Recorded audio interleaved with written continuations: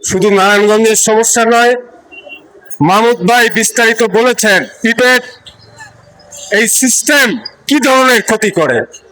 আপনাদের মনে থাকার কথা, যখন স্বৈরাচারী শেখ হাসিনার আমলে প্রথম এটা চালু করা হয়েছিল, তখন বিভিন্ন গ্রাম অঞ্চলে তারা লোভ দেখিয়ে মিষ্টি মিষ্টি কথা বলে বিভিন্ন এলাকায় চালু করেছিল।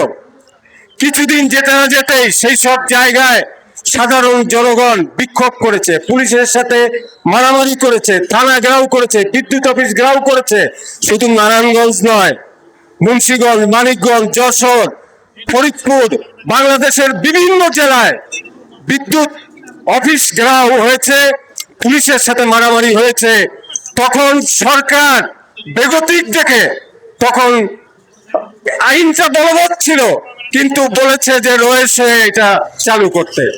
ফলে বাংলাদেশের খুব অল্প কিছু অঞ্চলেই তারা জোর জবরদস্তি করে এই আইনটা তারা চালু করতে পেরেছিল, প্রিপেড সিস্টেমটা চালু করতে পেরেছিল। ব্যাপক অঞ্চলে এখনো চালু করতে পারে নাই। আমি এই সমাবেশ থেকে বলতে চাই, যেহেতু 18 কোটি মানুষের সমস্যা এটা, সারা দেশে এটা নিয়ে আন্দোলন আমরা শুধু করছি না, হয়তো একই সময়ে বিভিন্ন জায়গায় বিভিন্ন বিক্ষোভ হচ্ছে। অন্তত নারায়ণগঞ্জে আমরা নারায়ণগঞ্জবাসী সংগঠনের নেতৃবৃন্দ তারা আগেও আন্দোলন করেছেন। অন্তত নারায়ণগঞ্জ জেলায় আরো বৃহত্তর পরিসরে এই সিস্টেম বাতিল করার জন্য এই আন্দোলনটা করতে হবে।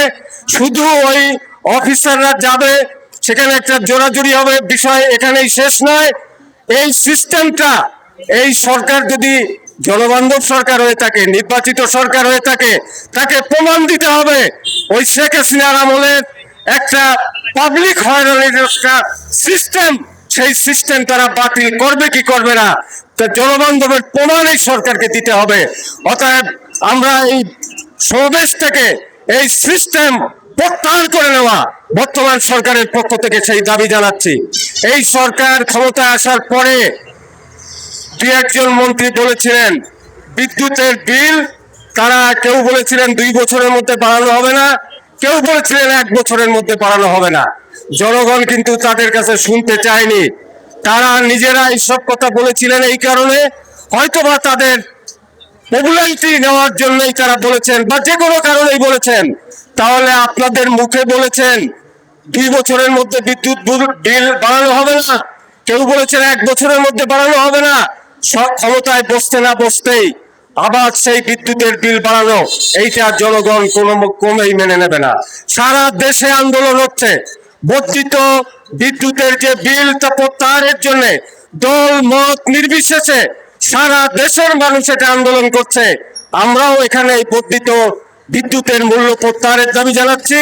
ফলে এই প্রিপেড মিটার সিস্টেম বাতিল করতে হবে এবং বর্ধিত বিদ্যুতের যে রেট পুনর্নির্ধারণ করা হয়েছে তা সরকারকে প্রত্যাহার করে নিতে হবে। যতক্ষণ পর্যন্ত এই দুটো বিষয়ে সরকার কোনো পজিটিভ সিদ্ধান্ত না নেবে, আমি আশা করব আমরা নারায়ণগঞ্জবাসী সংগঠনের পক্ষ থেকে ততক্ষণ পর্যন্ত এই আন্দোলনকে আরো বৃহত্তর করা, আরো বেগবান করা, আরো বিস্তৃতি ঘটানোর জন্য আপনারা সেই উদ্যোগ রাখবেন, এই আশা রেখেই আমি আমার বক্তব্য এখানে শেষ করছি।